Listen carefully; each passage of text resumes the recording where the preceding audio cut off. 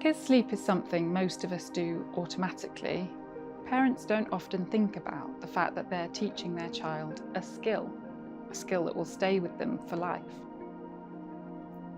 The Solihull Approach is about recognising emotions in parents and children and supporting parents to tune into their child, who's growing and developing faster than at any other time in their lives. While nightmares, night terrors, and sleepwalking are all normal behaviours, they can sometimes be related to emotions such as worries. Nightmares and night terrors can be influenced by stress or a difficult period in the family, and nightmares, like dreams, can be an opportunity to express and figure out the conflicts and worries of everyday life. To begin with, he just used to wake up, come downstairs and seem sad. So I just assumed he'd had a bad dream or something had happened. We'd give him a cuddle, take him back up to bed, and it kind of amplified itself where he would come down really scared. We started realising that he wasn't actually awake because he was asking for me. And there would be times where we could get him back to his room and get him to lie down and try and tell him that he was safe and that we were here, that he wasn't on his own. Sometimes that just didn't work. Just before he was going to bed, I asked him what he thinks about before as he's lying in bed, and he had watched Octonauts. There was one episode in Octonauts where a character had fallen through ice. So he's got a wardrobe and a desk underneath his bed, and he sleeps on the top. And where the screws are placed, there's like one end, there was the tiniest slither of light.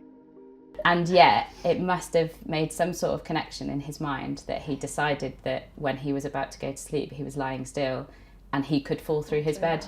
And so that was a massive part of why when he woke up, he just had to get out of his bedroom as quickly as possible. As soon as we discovered this, my husband put in like 4 massive screws with him so he could see what was going on. And that did make a bit of difference. But I think by the time we kind of got to any sort of understanding, it just became a bit of a pattern as well. So it's really important to think about the environment that they're sleeping on. Perhaps it might be better for them to sleep on the floor if it's happening quite frequently.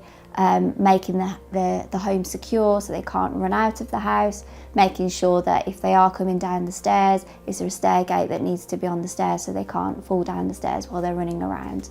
Speaking to your child about it, perhaps if it's happened a couple of times, talking to them about it. Trying not to make an issue of it because they can be very ashamed and embarrassed about their behaviour.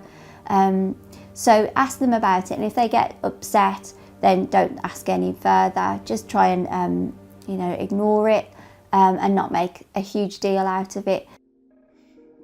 The world of a small child is rapidly changing for them as they discover new things every day. They learn about what's safe and unsafe from their parents, family, and other trusted carers. And while the way they express themselves is still very infantile, they're learning all the time about emotions, how they work, how they feel, and that they can be managed. So they'll pick up on emotional cues around them. Children may fear retaliation for their own angry impulses, for example, which is why it can help to reassure your child that their difficult feelings are perfectly normal and can be thought about and managed and are acceptable, even if some of the behaviours they show you are not. Professional advice may be considered if events are frequent and if they began around known stressors or if significant or persistent stress is present.